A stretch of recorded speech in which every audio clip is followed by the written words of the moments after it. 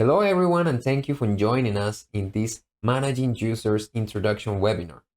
My name is Mateo Moncayo. I'm a solutions consultant here at LastPass, and I'll be joining you today from Karlsruhe in the south of Germany.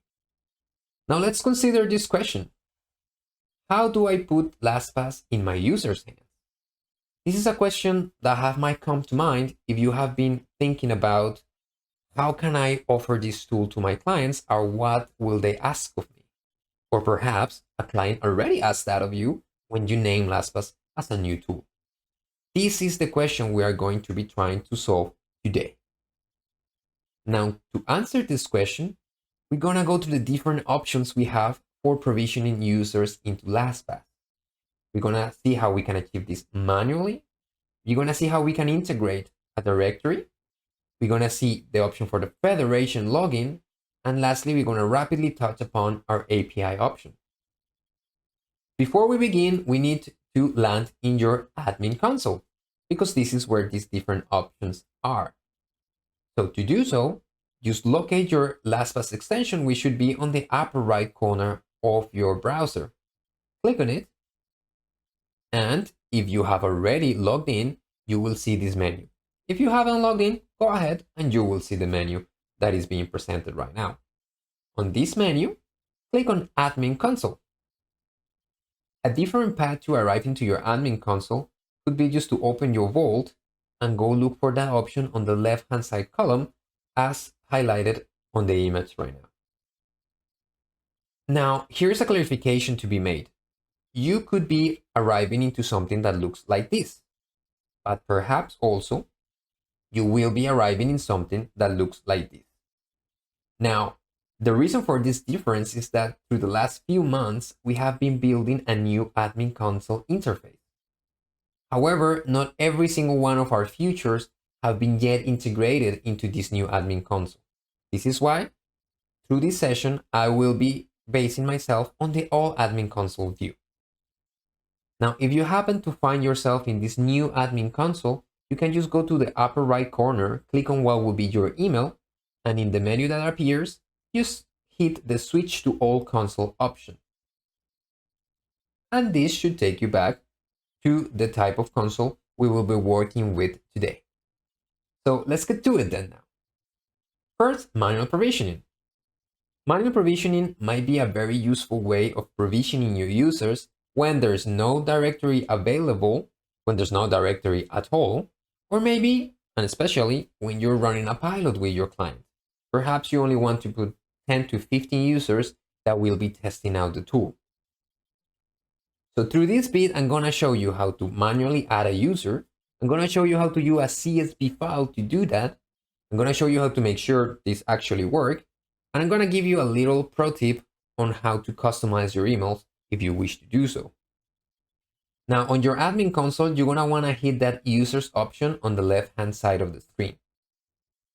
Once there, you will see a list of all of the current users. In your case, this will probably be empty. On the upper hand side of that screen, you will see the button Add Users. Once you hit that button, you will get this menu that will allow you to either write users here, that is their email separated by commas, or maybe upload them using CSV.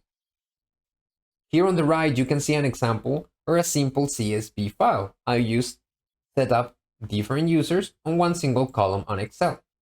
Nothing fancy. Now, what needs to be taken into account here is that when you save that file, it is saved as a Microsoft Excel comma separated values file, or simply comma separated values file. So a CSV file or LastPass will not find it. Now, once you have done that, you click the Upload CSV, you will get this menu, you choose your file, click on Open, and then this part will be auto-populated, as you can see here. Now, once your users are populated in that space, you can choose, and here is the pro tip, to change the layout of the emails or even the content of the email of invitation that they will be getting. To do so, you can go ahead and edit preferences in either one of these options. Take into account that one is for new users and another for existing users, and is users that are already in LastPass. When you hit that edit preference, you will get this menu on the right. At that point, you can change from send standard email to send custom email. And then you can go ahead and modify the template that is being given. You can also fully delete the template and put in your own type of content. Do keep in mind, though, that when you hit submit, a message will show up telling you that the support needs to validate this template. So that means you will not be able to use it automatically or immediately, and someone in our support team will have to go through it, validate it.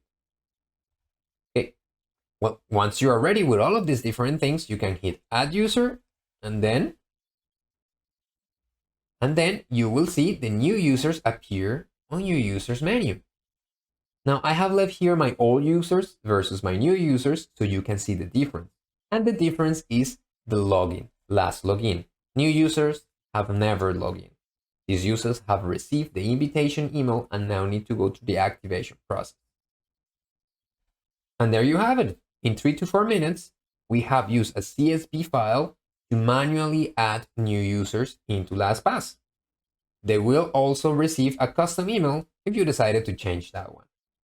Okay, moving on to directory integration. Now, the reason why I chose this beautiful image is because I wanted to pass the idea of a mirror. A mirror because what we will be doing here is syncing an Active Directory with LastPass. That means that anything that happens on the Active Directory will reflect on LastPass. A new user appears on the Active Directory, well, they will receive automatically a LastPass account. A user leaves, they will be automatically disabled or deleted from LastPass and no longer have access to it. Keep in mind also that the groups in your Active Directory will be brought on to LastPass.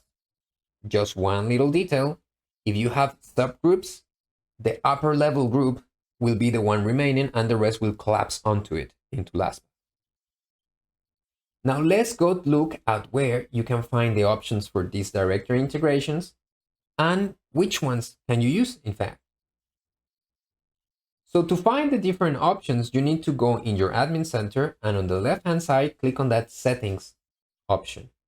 A menu will expand and in it, you will find directory integrations. Once you have clicked on it, you will see the different options on that upper bar. So you will have the AD connector, Azure AD, Okta, and OneLogin. Take into account, Azure AD, Okta, and OneLogin are all native integrations. Underneath each one of them, you will find this little hyperlink called Setup Instructions. If you click on that link, the system will automatically direct you to our support page where you will find the instructions step by step on how to set up each one of these integrations. Now, the AD connector is meant for on-premise Active Directory syncing. You will need to download an AD connector. There's a button right there for it. And as you can see, there is also a different hyperlink for a different support article, because this obviously will work slightly different. Now, I won't be demoing the actual process today. And the reason for that is that we already have videos on this on our YouTube channel. We will be dropping the links for both the support articles and all of the YouTube videos on the comments down on this video. Well, there you go. You saw where to find the different options for directory integrations. You saw also where to find the necessary information you will need to set them up as videos and support articles. And you learned that in fact, we offer Azure AD, Okta, and OneLogin as cloud integrations. And you also saw that we offer a LastPass AD connector for any on-premise situation. Now, before we move forward, I wanted to give you the pro tip of pay attention when you're doing the mapping or setting the attributes for these integrations. They need to match exactly what our documentation says, or things will not work as intended. And it is relatively complicated to find that out when we are providing support to you or you are to your clients. Just make sure it matches exactly. On to federated login options. Now, federated login, what is it? Strictly speaking, federated login is telling an identity provider or IDP to trust LastPass and tell LastPass to trust the identity provider, so that when a user logs into the identity provider and authenticates, LastPass will allow them access without any extra authentication. That's kind of the technical way to say it. Another way of thinking is a one single door entry. I go into the door, being, for instance, Azure, which is an identity provider. They make sure it's me, and then there's multiple doors, one of them being LastPass, and I can now just go in there and nobody's gonna bother me with anything else. An easy way of making clients realize what this is really means is saying single sign-on, or SSO, because it's kind of the same concept. On an SSO scenario, you will likely log in into a particular service that will allow you the access to an applications panel with different icons of different applications. You click on one of them and you immediately access. That's relatively the same scenario here, except that when you're gonna go to LastPass, you're gonna still use that extension, but when you put your email, the system will immediately recognize you as federated and allow you immediate entry without the need of a master password. So yes, you heard correctly, this takes away the necessity of a master password. Now, let me show you where to find these federated login options, what are those options, and also give you a couple tips around this process. So as in the previous scenario with Active Directory, you're gonna go into your admin console, hit that settings option, and in the menu that expands, you're gonna hit the one that's called Federated Login, just beneath the Active Directory from before. Once you have clicked in it, you will see the different options on the upper part, which will be Active Directory Federated Services, or ADFS, the Azure AD, and the Okta. These are the native integrations. You will see the last one, Federated Users. This is only the place where users that are non-federated will appear so you can federate them. This might be a part or play a part if you are migrating from one system to the other. As with the Active Directory options, each one of the federated login options has an hyperlink in there that you can click and will take you to the support article that talks about it and that explains how to set it up. Also, and not unlike the Active Directory options, I will not be demoing this in today's session as we already built videos on this process that are in our LastPass YouTube channel. As with the previous option, we will put all of the links in the comments. So there you go. We saw where to find these options. We saw that the options are indeed ADFS, Azure AD, and Okta. And lastly, as I promised, the pro tips. There is a few things to keep in mind where you say in the federated. First one is there are some limitations to federated users that non-federated users don't have to deal with. Those limitations are listed on our support articles. Do read them through so you're sure that you're not stepping onto something that your client wants to achieve. Second, and very important, when you're setting one of these federated login up, make sure that one or more of your admins are set up onto LastPass outside the federation process. The reason for this is that if something goes wrong with the connection, you will be locked out if you're part of the federation. So you will need an admin or two that can access LastPass without depending on the identity provider. It might also be a good idea to set up a non-production environment while you're learning how this exactly works, just to make sure that you don't break anything in the process. And as with the Active Directory option, mapping and attributes is important. It needs to match our documentation. Otherwise, it won't work. Oh, time flies. We are already at our API option. So I'm going to show you where to find the options for the API and the specific information that comes with it. I'm also going to tell you in what specific scenario could this be of use. And lastly, I'm going to provide you a little bit of insight when it comes to the support article. Now in your admin center, on the left-hand side, you will find an option that's called Advanced Options. Click on it, and on the menu that expands, click on Enterprise API. This will take you to this page where you will find all of the necessary information to build your API integration. Now keep in mind that this API is used for other things also, not just provisioning, so maybe some of this information doesn't quite apply to your scenario. Now, I wanted to point out that perhaps when I was looking at the directory integrations, you realize there was a mention underneath there that I kind of skipped over. And the reason is because it applies to the API. And that is, if you're using an LDAP server, then we recommend using our API integration.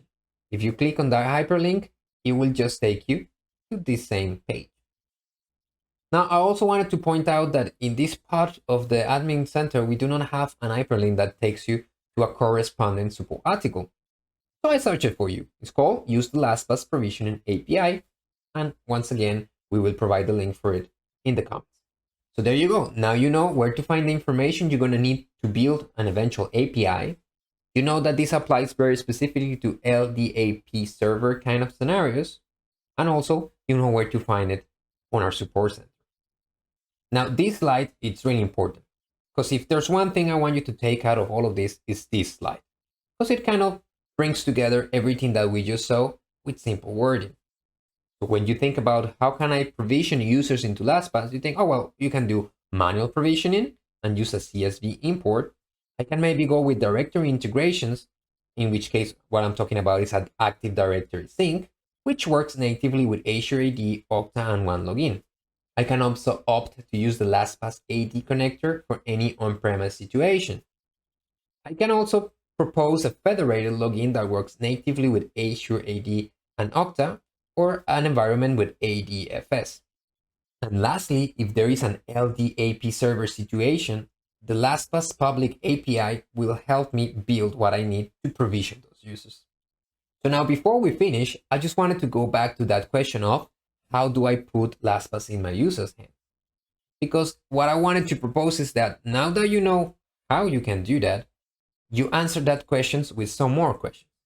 Be those questions perhaps, is there an Active Directory in this particular scenario? Which one? And would you like to federate your users with it? If you answer this question with these 3 simple questions, you will be able to provide exactly the right answer instead of just naming all of the different options, which will make for a very happy client. Okay, that's it for today's video. I hope you found this content useful. If you do and you want to see more, because there is more coming, do please hit that subscribe button, hit the bell, and just for my satisfaction, give that thumbs up. Thank you and have a good one. Till next time.